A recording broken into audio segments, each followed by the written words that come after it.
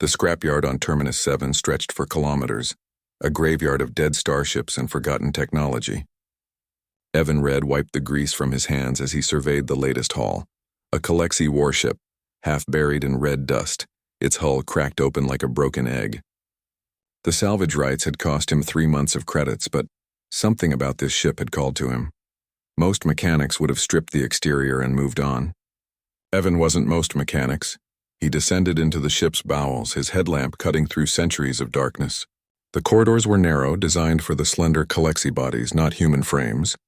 Evan squeezed through, following an inexplicable pull deeper into the vessel's heart. The air grew colder. His breath misted in front of him. Then he found it. The chamber was vast, carved from some black stone that predated the ship itself. In its center stood a crystalline prison, pulsing with dying energy fields. Inside, frozen in a matrix of light and force, was a creature from legend. Fenarion. Even trapped, even diminished, the Wolf Guardian radiated power. Its fur was silver-white, each strand seeming to contain starlight. Its eyes, closed for who knew how long, were set in a face that was simultaneously bestial and impossibly intelligent. The creature stood nearly 3 meters tall, its form a perfect synthesis of wolf and something far more ancient. Chains of pure energy wrapped around its limbs, each link inscribed with runes that hurt to look at. Evan had heard the stories. Every spacer had.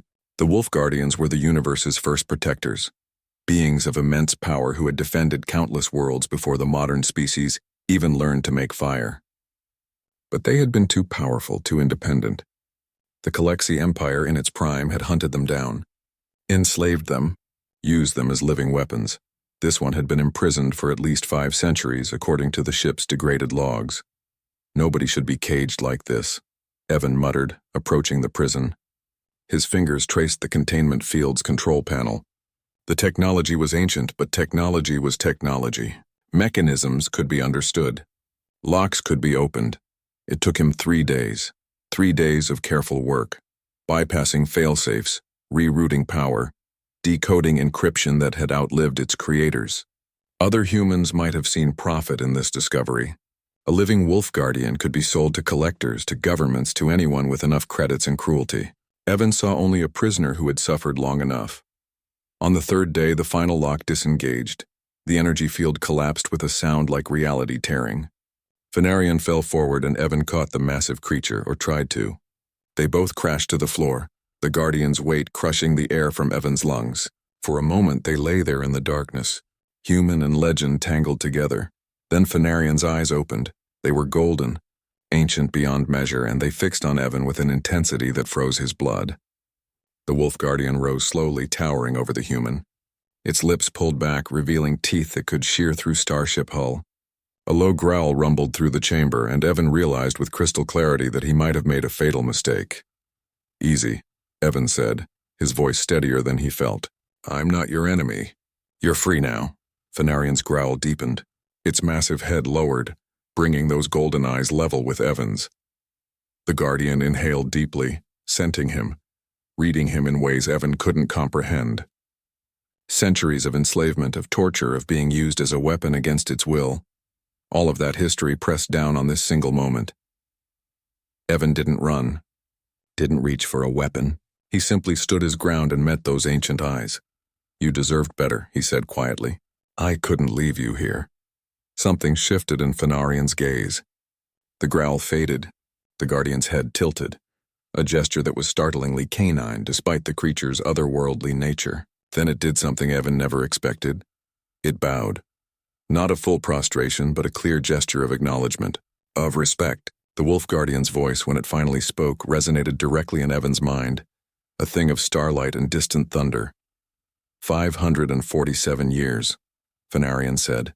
"I have been bound for 547 years, and in all that time, across all those who have owned my chains, you are the first to simply—" "Let me go," Evan swallowed hard. "Like I said, nobody deserves—" "I remember every face," Fenarion interrupted. "Every being who has commanded me, enslaved me, used me. I remember their cruelty, their greed, their fear."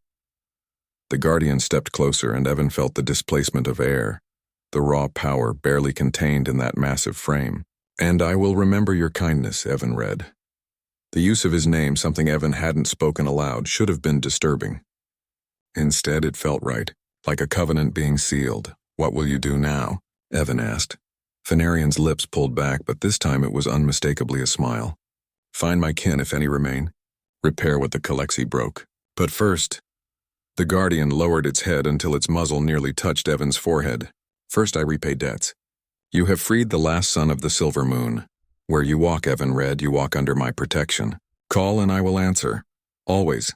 Power flooded through Evan, not overwhelming but unmistakable. A connection, forged in that moment between human and Guardian. A bond that transcended species. Transcended time itself. Then Fenarian was gone, moving with impossible speed. A silver blur that vanished into the Terminus 7 sky. Evan stood alone in the ancient chamber, his hand pressed to his chest where he could still feel the echo of that power, that promise. He'd come here for salvage, for scrap metal and spare parts. He was leaving with something far more valuable. The bond of a wolf guardian, freely given, a debt acknowledged by one of the universe's oldest and deadliest protectors. Humanity had always been good at making unlikely allies, at earning respect through simple decency rather than force. Evan Red had just proven it again.